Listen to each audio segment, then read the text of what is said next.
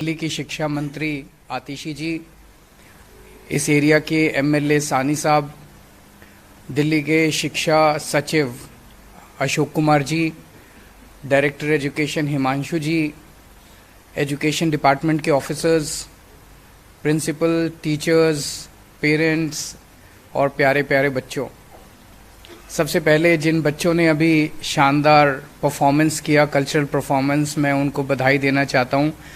मैं कई स्कूलों में जाता हूँ, प्राइवेट स्कूल्स में भी जाता हूँ, गवर्नमेंट स्कूल्स में भी जाता हूँ और बड़े बड़े प्राइवेट स्कूल्स में भी जाते हैं। मैं आपको यकीन दिलाना चाहता हूँ कि किसी भी बेस्ट प्राइवेट स्कूल के परफॉर्मेंस से कम नहीं था आज हमारे बच्चों का परफॉर्मेंस।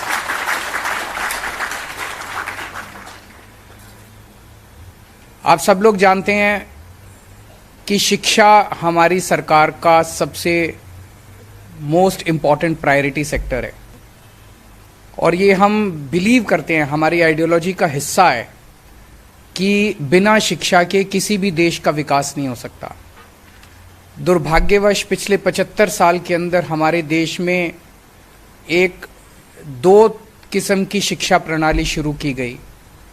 जिन लोगों के पास पैसे हैं उनके लिए प्राइवेट स्कूल हुए और जिन लोगों के पास पैसे नहीं है वो अपने बच्चों को गवर्नमेंट स्कूल्स में भेजने पे मजबूर हुए।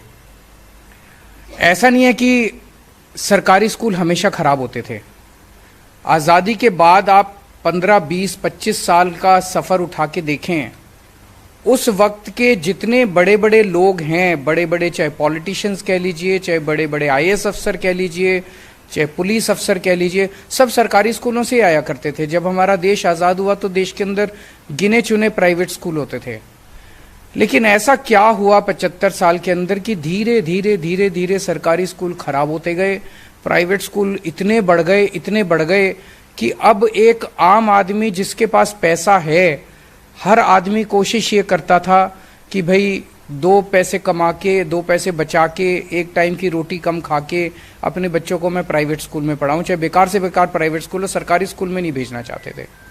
और धीरे धीरे सरकारी स्कूलों का जो पतन है वो इतना तेजी से होता गया कि जब हमारी सरकार बनी, मेरे को याद है उस टाइम पिछले वाली सरकारों में ये चलता था कि 10 स्कूल इस कंपनी को दे दो, सीएसआर में 10 स्कूल उस कंपनी को दे दो, इस स्कूल की जमीन को कमर्शलाइज कर लो। अजीब अजीब किस्म के आइडियाज होते थे। तो पूरे देश के अंदर एक स्कूलों के और एजुकेशन के प्राइवेटाइजेशन का माहौल चल रहा था।